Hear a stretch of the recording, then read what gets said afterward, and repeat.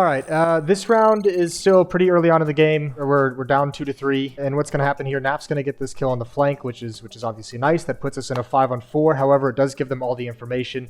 You can see they rotate everyone around towards this towards the A bomb site. Actually, they shifted off, thinking they'd go back, which is pretty crazy. But essentially, when we end up making this hit happen, it's a defense that we've kind of talked about a few different ways to handle it. It's been getting more and more popular to deal with these A hits. Is this kind of stacked lane defense, where defenses will just kind of push towards lane.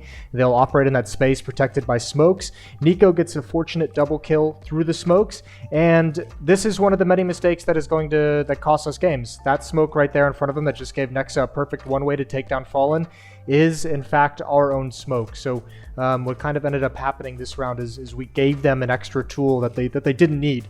We actually strengthened their defense ourselves, and that's a mistake that obviously we can't really have happen at this level of competition. So we got the kill, we got the man advantage, and we ended up giving it away, which is a theme for what this series felt like from the inside. This next round is this is a round where I don't think anything necessarily happened wrong, but on top of some of the mistakes that I showed previously, where we're kind of giving away a few advantages here and there, these are just killers, and these kinds of rounds that I'm about to show you are going to happen. And when you add those on top of kind of unforced errors that we made earlier in this match, this is kind of how you lose a series, and this is how you get upset in a match you feel like you shouldn't win. It's a 2-on-1. It was a 2-on-2 earlier, and this is just super unlucky timing for Naf. If he makes any other decision, he's probably watching those stairs. I'm not saying it's a bad call, but the timing of it is just absolutely perfect for Hunter. He's going to end up winning this 1-on-2. You can see Grim. You can't really tell from Hunter's POV, but 11-11 in a big playoff series, and you have your most inexperienced player on it. And he was really paranoid that, when he didn't see the peek at a Hunter early on, he was paranoid that maybe Hunter was wrapping all the way around towards window. He was checking it in his own POV.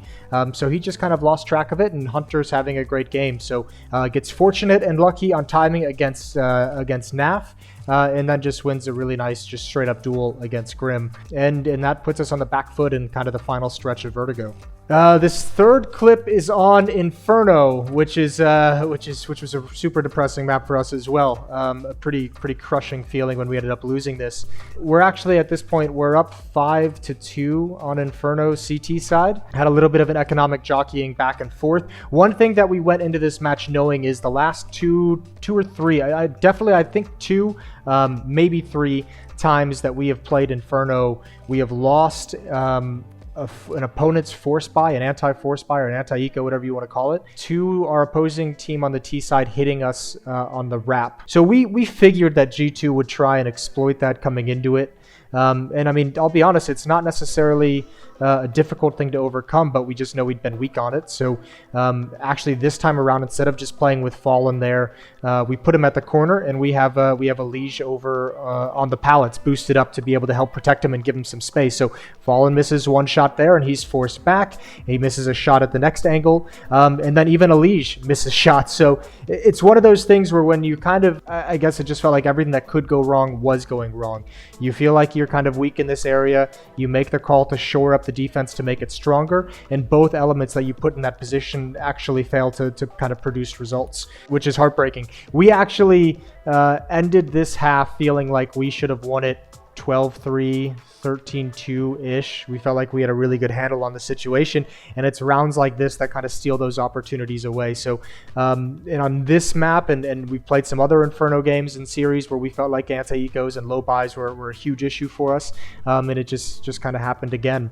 Tough retake that we end up losing. Pro League is a pretty big priority for us as a team. It's one of the events that we really want to make sure we're doing well in. And, I'll be honest, we did a great job, in my opinion, in the group stage. I thought we did a really good job with match prep, which improved dramatically from our previous boot camp here in Utrecht.